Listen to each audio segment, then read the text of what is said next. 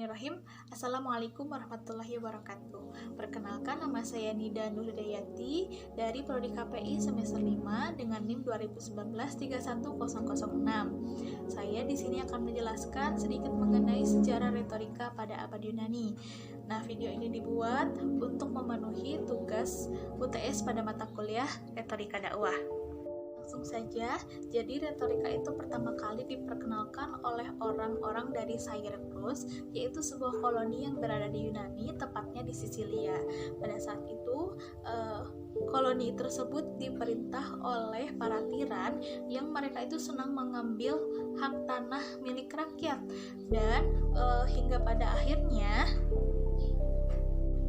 pada tahun 467 sebelum Masehi, para tirani itu dapat digulingkan dan demokrasi pun dapat ditegakkan.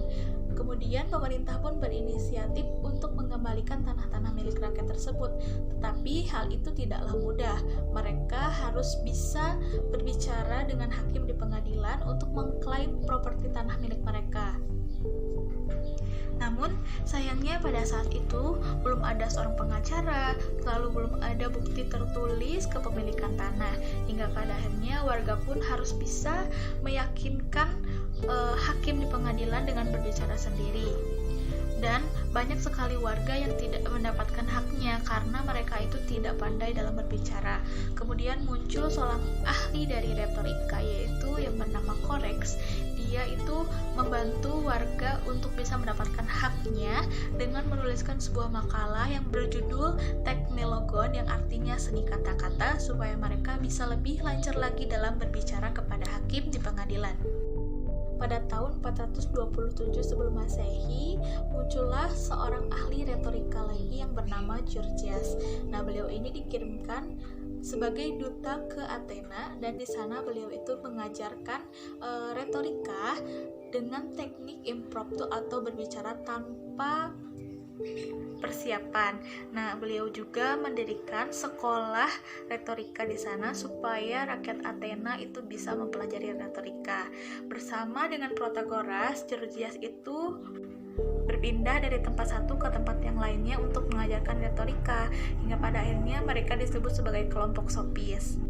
Mereka telah berjasa dalam mengembangkan dan mempopulerkan retorika.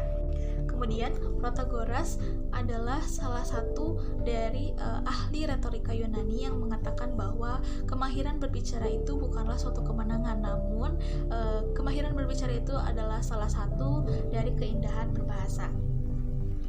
Tokoh selanjutnya yang populer juga muncul, yaitu Socrates. Beliau ini menyatakan bahwa retorika itu adalah suatu kebenaran. Nah, selain Socrates, ada juga Isocrates. Nah, beliau ini mengajarkan retorika dengan penekanan kalimat yang tidak berlebih-lebihan, namun jelas dan juga seimbang. Kemudian muncullah murid dari Socrates, yaitu Plato. Nah, Plato ini menjadikan Socrates dan juga Gorgias sebagai gurunya.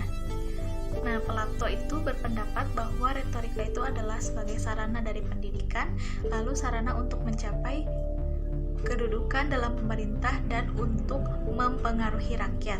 Akhir muncullah murid Plato yang paling cerdas, yaitu Aristoteles. Nah, Aristoteles itu mengatakan bahwa tujuan retorika adalah membuktikan pembicaraan dengan ia itu menulis 3 judul buku yang berjudul The Arte Rhetorica, yang berisi 5 tahap penyusunan pidato. 5 tahap penyusunan pidato itu dikenal dengan 5 hukum retorika, yang meliputi yang pertama ada penemuan. Nah, di situ dijelaskan bahwa pembicara itu harus bisa meneliti apa saja kajian-kajian yang akan dia sampaikan kepada halayak nanti.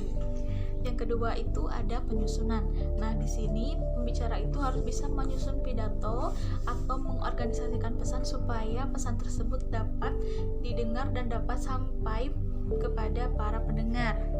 Yang ketiga ini adalah gaya. Nah, pembicara itu harus bisa memilih kata-kata yang benar dan tepat dalam mengemas pesan tersebut. Lalu yang keempat ada memori. Nah, pembicara itu harus bisa mengingat apa saja yang akan dia sampaikan kepada halayak dengan mengatur bahan-bahan pembicaraannya tersebut. Lalu yang terakhir ada penyampaian. Nah, di sini pembicara itu harus bisa menyampaikan pesannya secara lisan dan juga jelas sesuai dengan 5 tahap penyusunan pidato.